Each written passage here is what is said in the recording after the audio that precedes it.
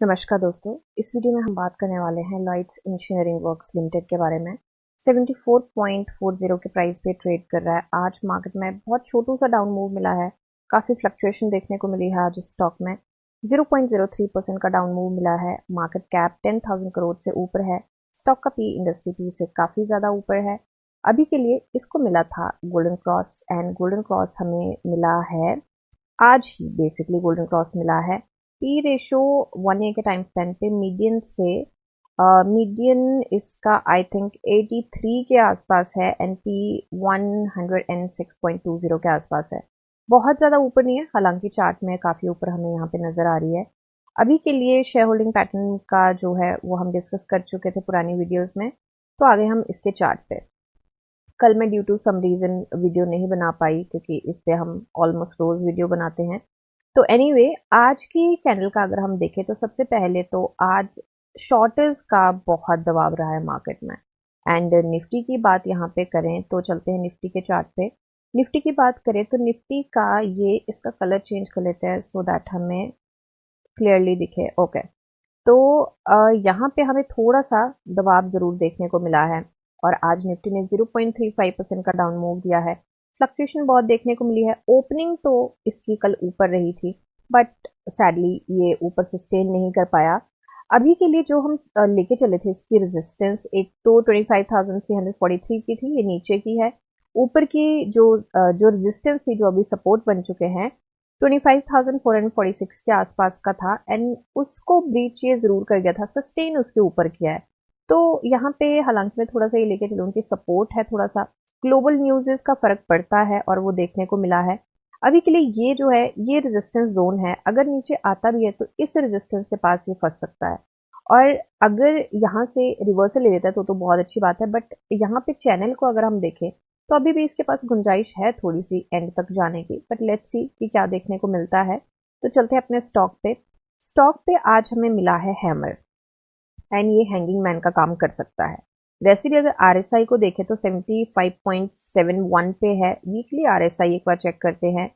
Weekly RSI हमारी 62 से ऊपर सस्टेन कर चुकी है अभी के लिए, एंड मंथली आरएसआई चेक करें तो 65.68 है। अब वीकली और मंथली एक्सपायरी नहीं, सॉरी, आरएसआई से क्या होता है कि यहाँ पे हमें थोड़ा सा क्लैरिटी के साथ चीज़ें दिखती हैं, क्योंकि हमें यहाँ पे तो जो डेली का चार्ट होता है उस पर काफ़ी नॉइजेस हमें देखने को मिलती हैं। नॉइजेस से मेरा मतलब है कि फ्लक्चुएशन हमें काफ़ी देखने को मिलती है। तो वीकली चार्ट पे हमें थोड़ा सा क्लैरिटी के साथ पिक्चर नज़र आती है, और वीकली चार्ट और मंथली चार्ट बेसिकली थोड़ा सा लॉन्गर रन के लिए होते हैं। शॉर्टर रन के लिए हम डेली चार्ट ही यूजली करते हैं, या कोई और उससे छोटा टाइम फ्रेम। तो यहाँ पे अगर देखें वीकली चार्ट पे, हालांकि अभी 3 ही दिन हुए हैं, अभी हमारा कितने 2 ट्रेडिंग डेज हमारे पास और बचते हैं, थर्सडे एंड फ्राइडे। तो कल का और परसों का दिन है हमारे पास। तो लेट्स सी क्या कैंडल नजर आती है। बट यहाँ पे थोड़ा सा वीकली चार्ट को अगर देखें और मंथली तो बुलिश है, बट डेली चार्ट पे थोड़ा सा यहाँ पे करेक्शन की नजर, थोड़ा सा नजर आ रहा है करेक्शन।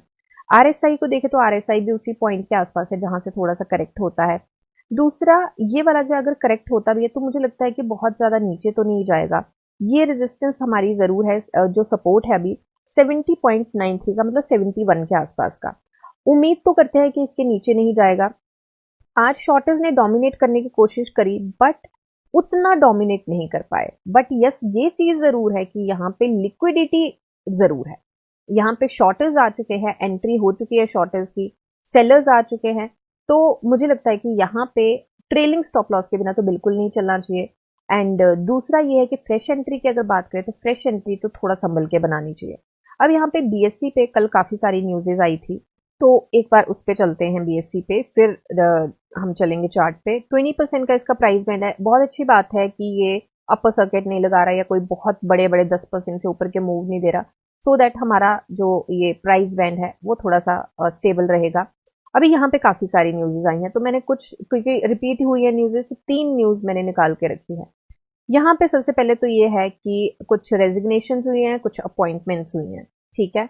दूसरा यहाँ पे ये बात है जो मेन है, ईएसओपी की बात है, ठीक है। उसके थ्रू, ईएसओपी के थ्रू जो हमारा Lloyds Infrastructure and Construction Limited है, उसमें थोड़ा सा एक्सरसाइज किए गए हैं stock, and then Techno Industry Private Limited में एक्सरसाइज किए गए हैं स्टॉक किस प्राइस पे, 9 रुपये 50 पैसे के प्राइस पे। ये बेसिकली एम्प्लॉयज के लिए बेनिफिट होता है, तो ये एम्प्लॉयज ने एक्सरसाइज किया है। और क्वांटिटी कितनी की है हमारी, टेक्नो में करी गई है 3,48,000, एंड हमारी जो लॉयड्स इंफ्रास्ट्रक्चर कंस्ट्रक्शन लिमिटेड में की गई है 1,21,795। अब यहाँ पे एम्प्लॉयज को क्यों बेनिफिट होता है, क्योंकि ये दोनों हमारी इसका क्यों बेनिफिट जा रहा है, क्योंकि दोनों जो है सब्सिडरी हैं। टेक्नो इंडस्ट्रीज हमारी सब्सिडरी है जिसका 88% यहाँ पे Lloyds Engineering Works Limited acquire कर चुका है, उसकी भी न्यूज साथ में ही है, कल आई हुई है। एंड दूसरा ये लॉयड्स इंफ्रास्ट्रक्चर है, इसका भी शेयर इनके पास है, एंड आई बिलीव 12.50 था शायद, तो मेरे ख्याल से 24 पॉइंट समथिंग या 25 के % के आसपास इसके पास है। तो यहाँ पे और कोई मेजर न्यूज नहीं है, तो काफी सारा नीचे बहुत सारी चीजें हैं, बट और कोई मेजर न्यूज नहीं है, हम थोड़ा सा अलग से पढ़ेंगे उस न्यूज को। तो यहाँ पे एक न्यूज है जो कि यहाँ पे बात की गई थी कि 25 करोड़ देके जो 11% है कंपनी का, वो एक्वायर कर लिया गया है, जो पहले से प्लान था। तो इस न्यूज ने इसीलिए बहुत ज्यादा कोई अच्छा रोल प्ले नहीं किया, या बहुत ज्यादा कोई न्यूज फ्लैश नहीं था ये, क्योंकि पहले से ही पता था कि होना है। तो राइट इशू जो आया था, तो बेसिकली वो वही रीजन था जो मुझे लगता है, हो सकता है डिफरेंट रीजन भी हो, बट क्योंकि कंपनी को पैसा चाहिए थे, बहुत सारी कंपनीज एक्वायर कर रही है कंपनी, एंड अपने बिजनेस को थोड़ा लार्जर स्केल पे वो थोड़ा स्प्रेड कर रही है, तो उसके लिए पैसा लगता है, तो उन्होंने, वो रीजन था उनका राइट इशू का। एंड ये जब राइट इशू आया था तब भी मैंने एक्सप्लेन किया था कि कंपनी के लिए कहीं ना कहीं शेयर होल्डर्स के लिए अच्छा ही है, बार बार राइट इशू लाना बहुत अच्छा नहीं माना जाता, बट आपको ये भी देखना पड़ेगा कि उसका रीजन पीछे क्या है, कि कंपनी क्यों लेके आ रही है राइट इशू, उसके कंपनी के बेनिफिट, कंपनी का क्या बेनिफिट है उसमें। तो अगर कंपनी का बेनिफिट रहेगा तो ऑफ कोर्स शेयर होल्डर्स को भी बेनिफिट होगा। तो अभी जो है वो TIPL का, लॉयड्स इंजीनियरिंग वर्क्स लिमिटेड, 88% जो है वो एक्वायर कर चुकी है उसको, ठीक है। अब यहाँ पे जो न्यूज है वो सेम वही न्यूज है जो हमने सबसे पहले पढ़ी, कि यहाँ पे TIPL को and then Lloyds Infrastructure and Construction Limited, ये सारी को कितना कितना गया है, और बड़ी सिंपल लैंग्वेज में है, ये आप खुद भी देख सकते हैं, तो इतनी कोई बड़ी बात नहीं। और यहाँ पे जो इंपॉर्टेंट बात है वो डिस्कस कर लेते हैं, कि यहाँ पे एक्सरसाइज इन्होंने किया है, पर इसका वेस्टिंग टाइम है जो कि 1 ईयर है मिनिमम, और 7 साल है। तो इसमें क्या है कि आपको वो रखना पड़ेगा, सिंपल लैंग्वेज में बताऊं कि आपको कम से कम 1 साल रखना पड़ेगा। आप इमीडिएटली, ऐसा नहीं कि आपने ले लिया 9 रुपये 50 पैसे पे, और अभी जितने भी 74 रुपए पे चल रहा है और बेच दिया, तो 1 साल रखना पड़ेगा। तो 1 साल के बाद और 7 साल के बीच में आप कभी भी उसको बेच सकते हो, और अगर 7 साल तक नहीं बेचा, वो टाइम निकल गया, तो वो लैप्स हो जाएगा। तो यहाँ पे ये है, ये इंपॉर्टेंट चीज है, बाकी बड़ा सिंपल है, वो आप देख सकते हैं। तो अगेन हम आ गए हैं इसके BSE पे। आज जो डिलीवरी परसेंटेज गया है वो 30% का गया है BSE पे, एंड NSE पे अगर देखें तो NSE पे 25.59% गया है। तो डिलीवरी परसेंटेज कुछ खास नहीं गया है, और वॉल्यूम भी हमारा कम है। अब वॉल्यूम की यहाँ पे बात करें तो हमें हैमर मिला है, हमें बहुत छोटू सा डाउन मूव मिला है, और डाउन मूव पे हमारा वॉल्यूम कम आया है, तो ये अच्छी भी बात है, बट साथ के साथ ये भी चीज है कि यहाँ पे थोड़ा डिमांड भी कम हुई है। अगर सेलिंग प्रेशर उतना ज्यादा नहीं रहा है तो डिमांड भी थोड़ी कम होती हुई नजर आई है, तो ये हैंगिंग मैन का काम कर सकता है, थोड़ा सा करेक्ट हो सकता है स्टॉक। तो सबसे पहली तो इसकी जो सपोर्ट रहेगा वो हमारा रहेगा 72.98, मतलब 73 का जो इसकी रेंज है, उसको अगर ये ब्रेक करता है तो बीच में एक और सपोर्ट आता है विच इज 71.74 के आसपास का। उसके बाद जो हमारा एक्चुअल सपोर्ट रहेगा 70.92 का, मतलब 71 के आसपास का। फिर उसके बाद जो हमारा सपोर्ट रहेगा मेजर वाला, बीच में भी सपोर्ट रहेगा 69.24 पे है, फिर हमारा आएगा 68.24 पे। तो ये मैं थोड़ा सा जूम कर देती हूँ, आप थोड़ा सा वीडियो का, अगर आप फोन पे देख रहे हैं, वीडियो को पॉज करके स्क्रीनशॉट लेके और फिर आप ये नंबर्स नोट कर सकते हैं। वैसे मैंने बोल भी दिए हैं नंबर्स। अब यहाँ पे एक और रीजन है कि ये स्टॉक थोड़ा सा करेक्ट हो सकता है, और थोड़ी सी, या तो करेक्ट हो सकता है या थोड़ा सा क्रॉल कर सकता है, दोनों में से एक चीज है। तो यहाँ पे दूसरा रीजन क्या है कि ये एक ट्रेंड लाइन बनती हुई नजर आ रही है। हालांकि यहाँ पे 29 जुलाई को इसने लगाया था 93.40 का हाई, और यहाँ पे मैंने पहले भी एक वीडियो में डिस्कस किया था दूसरा चार्ट निकाल के कि इस चार्ट में नहीं दिखा रहा बट दूसरे में दिखा रहा है, तो यहाँ पे उसकी रेजिस्टेंस ट्रेंड लाइन की हमें थोड़ी सी नजर आएगी, तो उसको ध्यान में रखें। और यहाँ पे एक और रेजिस्टेंस है 75.59 की, इसको आज इसने जो हाई प्रिंट किया है वो है 75.70 का, और हमारी रेजिस्टेंस है 75.59 की। और यहाँ पे अगर देखा जाए पुराने इस पे, तो इस एरिया में जहां पे क्लोजिंग दिया है वहां पे लिक्विडिटी है, और यहाँ पे भी लिक्विडिटी एंटर कर चुकी है, तो थोड़ा सा उस चीज का ध्यान रखें। और रेजिस्टेंस तो पहले से ही हमें ये थोड़े से हर्डल इसमें देने ही थे, वो हम पहले से लेके चले थे।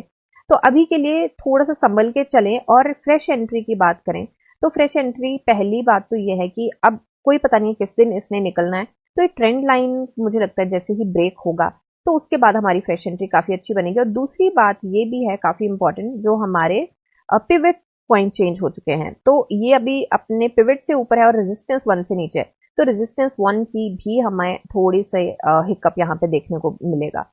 तो ये ट्रेंड लाइन आप अगर इस स्टॉक में इन्वेस्ट है, ये ट्रेंड लाइन लगा ले और रोज एनालाइज करके आप खुद देख सकते हैं। वैसे तो हम वीडियो बनाते हैं, तो आप खुद देख सकते हैं कि ट्रेंड लाइन के कितना करीब है, क्योंकि लाइव मार्केट में अगर ट्रेंड लाइन से निकल गया तो मुझे लगता है फिर एंट्री बनती है। ऑफ कोर्स सारी चीजों को ध्यान में रखते हुए, वॉल्यूम कितना है एंड बाकी मार्केट के सेंटिमेंट्स क्या हैं, क्योंकि कई बार ना ऐसा होता है कि लोगों के ऊपर के ये होता है कि टारगेट होता है या एंट्री हो जाती है और थोड़ा सा फ्लक्चुएट करके उनकी लिक्विडिटी लेके थोड़ा सा स्टॉक नीचे चला जाता है, तो फॉल्स ब्रेकआउट भी होता है कई बार, तो उस चीज को भी थोड़ा ध्यान में रख के जरूर चले। ठीक है, तो अभी के लिए और तो मुझे लगता नहीं है कोई हमारा वो काम करेगा। तो बॉलिंजर बैंड भी हमारा काम नहीं करेगा, बिल्कुल एज पे है, तो ये भी बोल रहा है कि थोड़ा सा बच बचा के चलिए। बॉलिंजर बैंड भी चीख चीख के बोल रहा है कि ये बिल्कुल एज पे है, तो थोड़ा सा संभल के जरूर चलिए। तो देखिए जब भी स्टॉक ऊपर जाता है तो हायर हाइज हायर लोज बनाता है, जब अप ट्रेंड बनता है तो हायर हाई आई थिंक ये बन चुका है, हायर लो भी बनना पड़ेगा, अब थोड़ा सा करेक्ट होगा। अब यहाँ पे एक और चीज है, थोड़ा सा अगर इस चार्ट को हम ऐसे करके चलें और थोड़ा ढंग से एनालाइज करें तो हमारा ये बन जाता है मीडियन, जो पहले हमारा थोड़ा सा बैंड का ऊपर का था, तो ये हमारा मीडियन बन जाता है। और उसको देखें तो थोड़ा सा यहाँ पे क्रॉल करके मुझे लगता है फिर ऊपर जाके इसकी रेजिस्टेंस चैनल की भी आएगी, बट अभी के लिए हम इस चैनल को नहीं लगा रहे हैं क्योंकि अभी हमारे सारे क्राइटेरिया इसमें फुलफिल नहीं कर रहे हैं, तो अभी के लिए हम यही चैनल लेके चलेंगे।